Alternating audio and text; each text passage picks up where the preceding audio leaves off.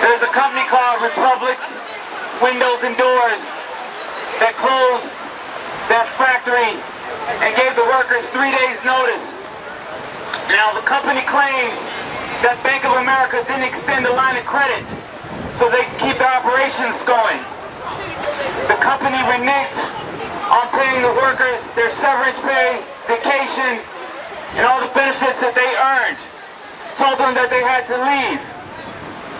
So we're here to protest the fact that billions of dollars, over $25 billion, has been given to Bank of America, supposedly to keep the economy going. But what does Bank of America do?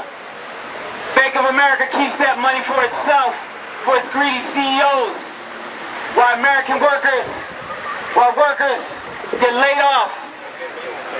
So we're here to say, bail out the people, bail out workers, not greedy bankers.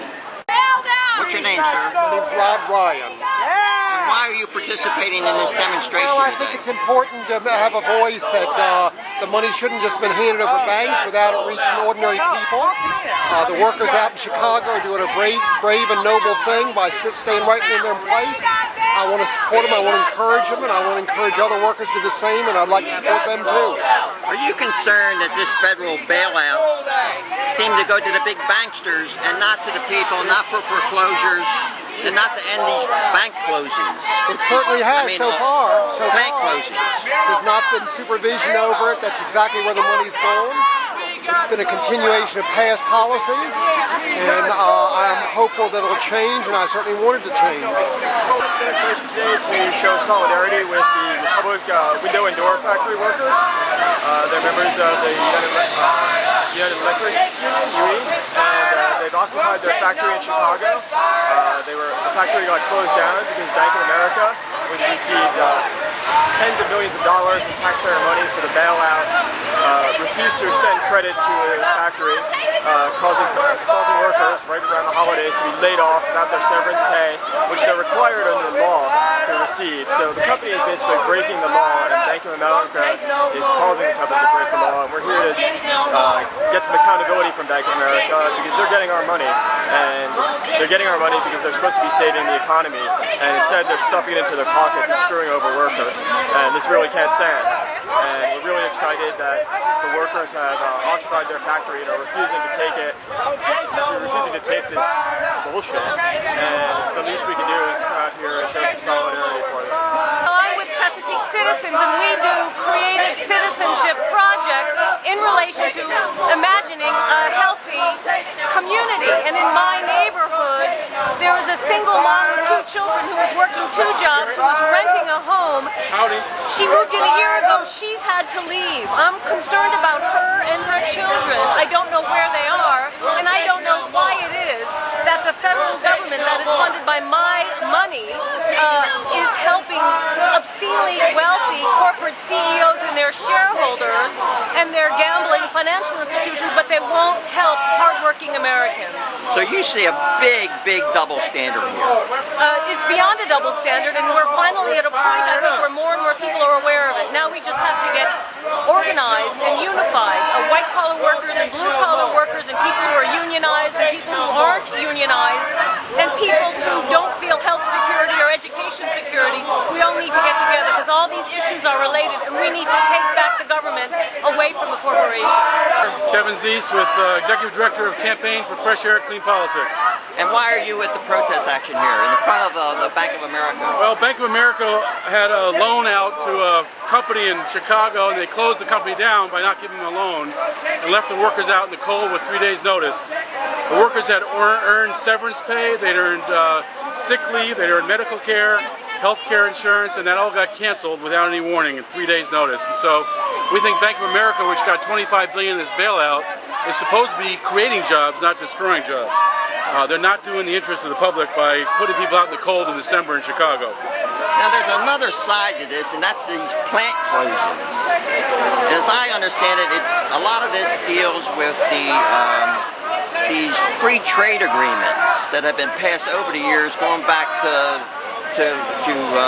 Bush and to Reagan and all that gang, and even under Clinton. So can something be done about that? These these trade agreements? Well, the trade agreements are just one example of many things wrong with our economy. The foundations of our economy are shaking because for years we've been shipping jobs overseas so that big transpartisan businesses can get cheaper labor and undercut the labor in the United States. And as a result, we've lost the industrial base of not only Baltimore, but throughout the country. The industrial base has been totally weakened. I think we can make a lot of changes that could change the direction of that. For example, these trade agreements can be renegotiated to protect labor interests, to protect the environment, to ensure that we don't lose jobs overseas. And this one in Chicago in particular makes a lot of sense right now because what they were producing were windows that were energy efficient. So we're going to this whole new green economy that President-elect Obama wants to invest in, that I think most people recognize is the basis for the new economy.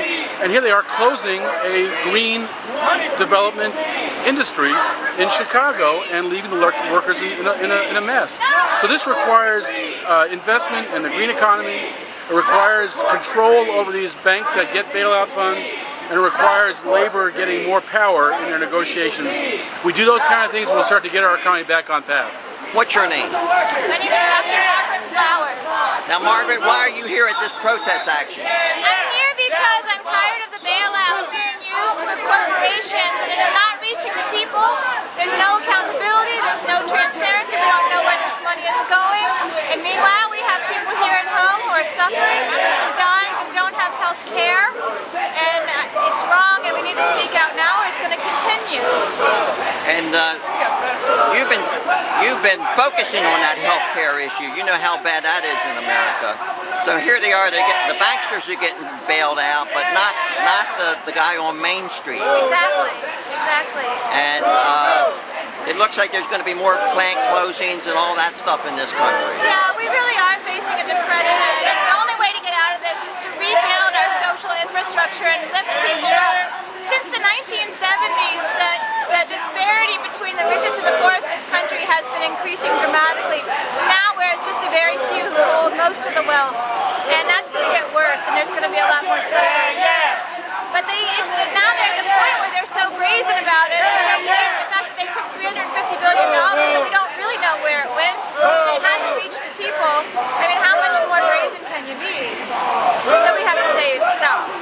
And your name, sir? My name is Josh Keogh, and I'm here to support the workers who are occupying their factory in Chicago, Republic Windows and Doors factory. I'm here to show all support I can because I think that's basically they've got the only answer there is for us to sit in and to take over and to make sure that all our demands and needs are met as people, and specifically to try and stop these huge institutions like Bank of America from running off with our taxpayer dollars without having any sort of democratic oversight about where it's going to. So we're here trying to hold their feet to the fire a little bit and make sure that they give some of that taxpayer money to the workers, make sure that they maintain their jobs. So that's why I'm here. I am protesting because I think most Americans have had enough of the last decades of corporations stealing from us, taking the collective wealth that belongs to all of us and seizing it for themselves, their CEOs, their executives, and they're very, very, very greedy entities that we need to fight against. We've had enough. I've had enough. My name is Ben Dalby. I'm a member of the International Socialist Organization here in Baltimore, and I just wanted to say one thing. I haven't been as happy as I am today in a long time. I feel like we have given up so much in this country. We have lost so much, and we have had to organize around tragedy for years, and that is changing with this struggle. What the workers at Republic Windows and Doors are showing that there can be a fight, and if you do stand up, you can win. And what we are supporting here today is not a defeat, but a victory and the beginning of rebuilding a fighting labor movement in this country that's so desperately needed.